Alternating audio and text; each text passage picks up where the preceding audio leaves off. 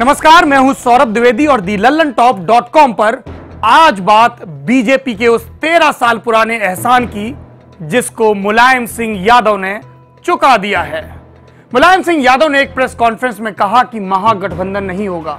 महागठबंधन की खबरों से बीजेपी के खेमे में हलचल मची हुई थी।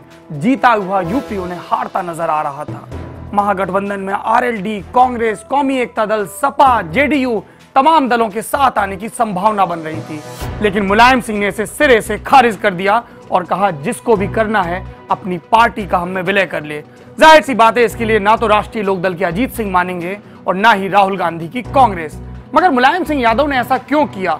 क्या वो अपने बेटे अखिलेश यादव को कमजोर करना चाहते हैं या उन्होंने बीजेपी के नेताओं का इशारा समझ लिया?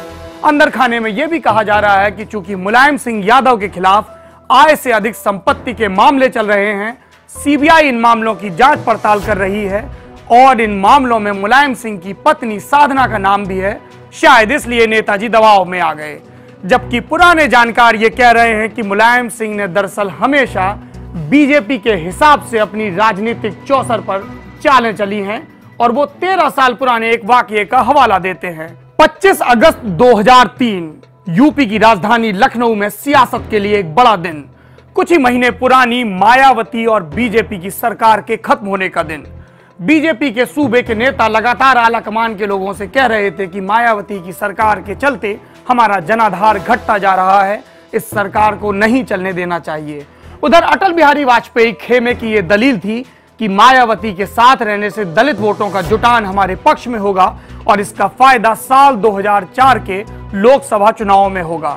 लेकिन जब मायावती की अति हो गई तब बीजेपी ने भी मन बना लिया। मायावती को बीजेपी के फैसले की भनक लग गई और 25 अगस्त को उन्होंने खुद ही विधानसभा के भंग होने की सिफारिश राज्यपाल विष्णुकांत शास्त्री से कर दी। मायावती को यह अंदाजा था कि इसके बावजूद बीजेपी उनके साथ समझौता करना चाहेगी और लोकसभा चुनावों तक राज्य में राष्ट्रपति का शासन रहेगा। लेकिन हुआ इसका उल्टा। खार खाई बीजेपी ने पलटवार किया और मायावती की राजनीति को नेस्त नाबूद करने के लिए चुना उनके जानी दुश्मन मुलायम सिंह यादव को। मुलायम सिंह यादव जो 1989 में उत्तर प्रदेश के मुख्यमंत्री रहे, 1993 में दोबारा मुख्यमंत्री बने बसपा के साथ और एक बार सत्ता का सुख मिला उन्हें केंद्र में जब वो यूनाइटेड फ्रंट की गवर्नमेंट में रक्षा मंत्री रहे। लेकिन इन सबको 6-7 साल बीत चुके थे। मुलायम सिंह की पार्टी, मुलायम सिंह का संगठन लगातार कमजोर होता जा रहा था, क्योंकि संगठन को चलाए रखने के लिए सत्ता की ताकत की जिस गोंद की जरूरत होती है वो खत्म हो चुकी थी।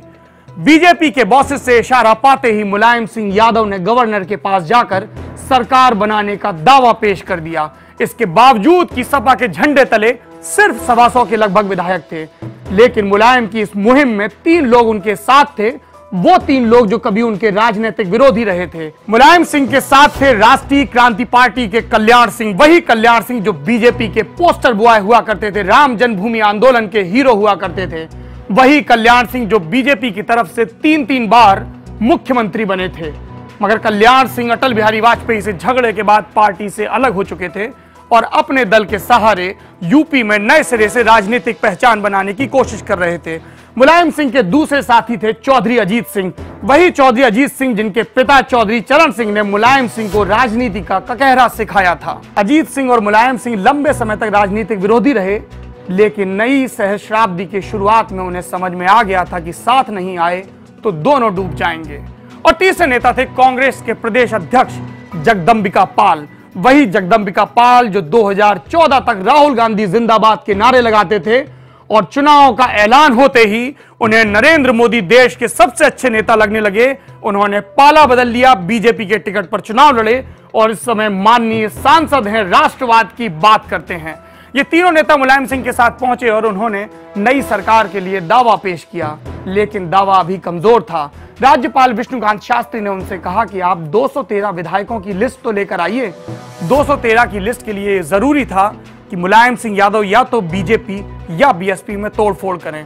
जाहिर सी बात है कि पहलवान नेता की इतनी हिम्मत नहीं थी कि वो केंद्र की सत्ता में बैठी पार्टी को हाथ भी लगा पाए। ऐसे में तोड़फोड़ हुई बीएसपी में और उसके 1 दर्जन के लगभग विधायकों ने मुलायम सिंह यादव के सरकार के दावे का समर्थन कर दिया। इसके बावजूद संविधान के हिसाब से तो गवर्नर को मुलायम सिंह यादव को सरकार बनाने के लिए आमंत्रित नहीं करना चाहिए था, क्योंकि ये 1 दर्जन बसपा के विधायक दल बदल विरोधी अधिनियम के तहत अयोग्य हो जाते यदि मुलायम सिंह यादव के साथ जाते। लेकिन राज्यपाल ने दिल्ली की सुनी, मुलायम सिंह को सरकार बनाने का न्योता मिला और उसके बाद बहुमत साबित करने के लिए 15-20 दिन का समय मिला। एक बार मुलायम सिंह यादव मुख्यमंत्री बन गए, उसके बाद बसपा में और भगदड़ शुरू हो गई और दल बदल विरोधी कानून को निष्फल करने के लिए जितने विधायकों की संख्या की जरूरत थी वो आसानी से पूरी हो गई। इसके बाद मुलायम सिंह यादव ने साल 2007 तक यूपी में शासन किया। बीजेपी को अपने इस फैसले पर 1 साल के भीतर अफसोस हुआ। बीजेपी का यह गणित था कि 2004 के लोकसभा चुनाव में जब पार्टी उतरेगी तो उसे सत्ता विरोधी रुझान का सामना नहीं करना पड़ेगा। लोग मुलायम सिंह के शासन से नाराज होंगे और इसका फायदा अब की बारी अटल बिहारी वाजपेयी के नए संस्करण फिर से आ गई अटल बिहारी की बारी को मिल जाएगा। इंडिया शाइन हो जाएगा। बीजेपी के रणनीतिकार गलत थे। लखनऊ में बैठे मुलायम सिंह यादव ने सत्ता तंत्र का भरपूर इस्तेमाल किया और मुलायम सिंह की पार्टी ने पहली बार, इकलौती बार 30 का आंकड़ा पार किया। यह था वो एहसान जो बीजेपी ने मुलायम सिंह पर किया था, जो मुलायम सिंह की सियासत के लिए संजीवनी की तरह काम कर गया। 2012 में मुलायम सिंह चुनाव जीते और उनके बेटे अखिलेश यादव ने गद्दी संभाली। अब कयास ये लग रहे हैं कि क्या नेताजी के महागठबंधन के खिलाफ जाने के फैसले पर अखिलेश यादव अलग राह अपनाएंगे? क्या वो एक नए युवा तुर्क बनकर उभरेंगे? क्या वो वैसी ही बगावत कर पाएंगे जैसी कभी मुलायम सिंह यादव ने अपने राजनीतिक गुरु, अपने पितृ पुरुष चंद्रशेखर के खिलाफ की थी और सजपा को तोड़कर नवंबर 1992 में सपा का गठन किया था? वही सपा जिसके 25 साल के सेलिब्रेशन पर मंच पर मुलायम सिंह के भाई और बेटे झगड़ पड़े थे। thelallanTop.com पर सियासत के कुछ और किस्सों के साथ हम फिर हाजिर होंगे। शुक्रिया।